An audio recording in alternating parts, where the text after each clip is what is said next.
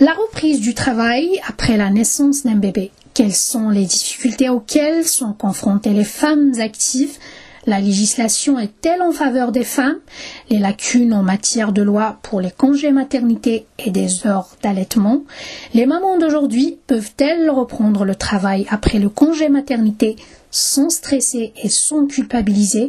Fatima Sabri s'intéresse à ce sujet et pose ses questions à Hasiba, réalisatrice à la radio, une maman travailleuse qui vient de vivre cette expérience. Bonne écoute. Lamia, bonjour. Bonjour.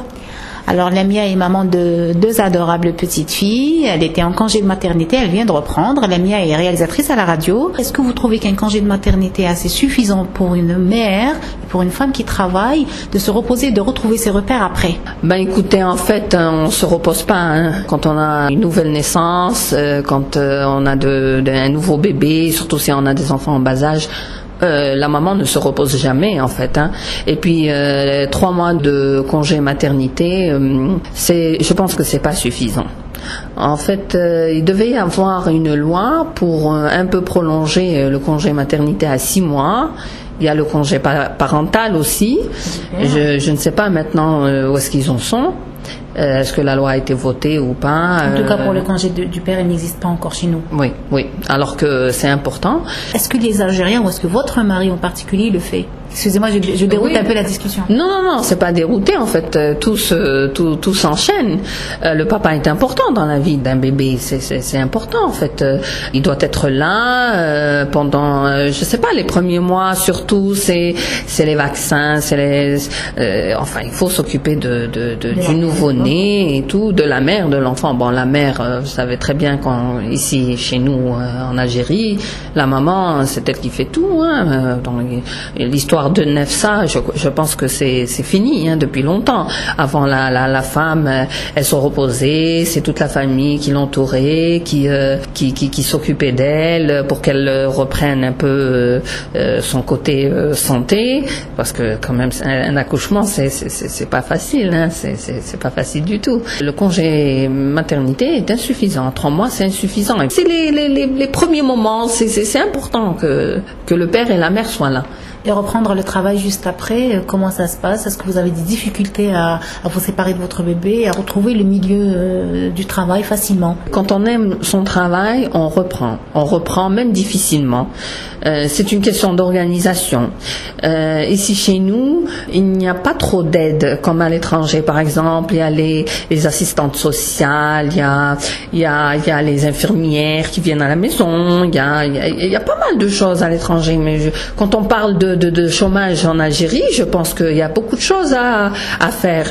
C'est un terrain ouvert. Je veux dire, il y a beaucoup de choses à faire. On n'a pas de nounou. Les nounous, elles ont 4-5 enfants chez elles. C'est de la folie. Il n'y a pas de nounou qui se déplace à la maison. C'est très rare. Et puis il faut trouver des gens de confiance qui s'occupent bien de bébés. Le milieu du travail, c'est vrai que bon, je ne sais pas, mais généralement on arrive à s'entendre avec nos chefs ou là nos responsables pour que on démarre doucement. Mais est-ce que vous connaissez vos droits sur ce plan-là, que vous avez des heures d'allaitement, des heures de récupération? Oui, mais les heures d'allaitement et de récupération, moi j'ai jamais rien compris à cette histoire, hein. Dans le sens où on vous dit vous avez 2 heures de l'allaitement. Qu'est-ce que ça veut dire? Est-ce qu'on doit sortir plus tôt du travail? Est-ce que je dois interrompre mon travail et partir allaiter et revenir? En matière de radio, c'est impossible. Mais je ne sais pas. Est-ce que ça se compte après si on les prend pas? Est-ce que ça se compte dans les jours de récupération? Je n'ai jamais rien compris à cette histoire. La maman fait tout en Algérie, c'est pas possible. Justement, j'allais parler du rôle de la mère, voilà, de la mère et de la femme à la fois. Est-ce que vous ne perdez pas un peu le statut de femme quand vous êtes maman? Est-ce que vous faites le tout comme toutes les femmes pratiquement? Toutes les femmes algériennes, moi je leur tire chapeau. Et puis le travail à la maison, faut pas croire, hein. c'est encore plus difficile que le travail dehors. Dehors, au moins, on est limité par le temps.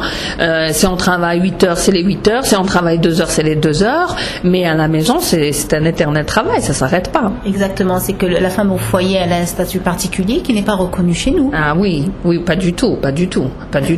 Avant, au moins, il y avait la grand-mère et la mère et les oncles et les tantes et les femmes des oncles, les machins et tout, qui pouvaient se relayer en fait pour aider la maman, pour qu'elle, je sais pas, pour qu'elle se rétablisse. Mais là, les mamans toutes seules, quand elles accouchent, quand elles ont leurs enfants, enfin leurs bébés et tout, elles doivent se lever dans la semaine même. Hein. Et paraît-il, c'est très mauvais. C'est après qu'elles le paieront. Hein. Vous savez, quand on va dans les hôpitaux, toutes les femmes ont des rhumatismes. Pourquoi elles ont des rhumatismes? Toutes les femmes. Quand on va à l'hôpital, on trouve toutes les femmes. Elles ont des problèmes de rhumatisme. Des os, des machins et tout. Pourquoi? Parce que c'est l'éternel travail. Quand on pose la question à différents médecins, ils vous disent dans le tassar, dans le terfed, elle prend des choses lourdes, elle monte les escaliers, elle descend. Mais c'est incroyable. Donc c'est pas facile du tout. Et elle le paye. À la fin, elle le paye de sa santé. Est-ce que ce n'est pas un peu de notre faute, nous les femmes? Écoutez, c'est de notre faute dans le sens où et c'est pas de notre faute en même temps. Dans le je vais m'expliquer. Quand vous avez un travail à faire, d'accord, vous attendez à ce que l'autre, enfin le mari le fasse ou la tante ou la mère ou la grand-mère et elle ne le fait pas. Vous êtes obligé de vous lever et de le faire. Sinon, c'est pas possible. Ben, c'est pour ça que les femmes, elles endossent, c'est elles qui prennent tout en charge. Et justement, c'est ce que je voulais dire. On fait tout, on prend toute la responsabilité. Je veux dire, on déresponsabilise un peu nos maris, nos frères, surtout par rapport aux hommes. Hein, oui, mais par rapport aux hommes, il y a des hommes qui aident bien leurs femmes. Hein. Mais je pense que ça commence à partir. Mais ça, c'est dès le début. Hein. Ça, c'est quand vous avez un enfant, un petit garçon, il faut lui apprendre à faire son petit lit, arranger un peu sa chambre et tout. Ça rentre dans l'éducation, dans la discipline, la mentalité elle a un peu changé. Bon, c'est ça y est pour les anciens, enfin pour les grands, ça y est, mais pour les petits maintenant, il faut leur apprendre à être un peu autonome, quoi. Merci beaucoup, Lamia.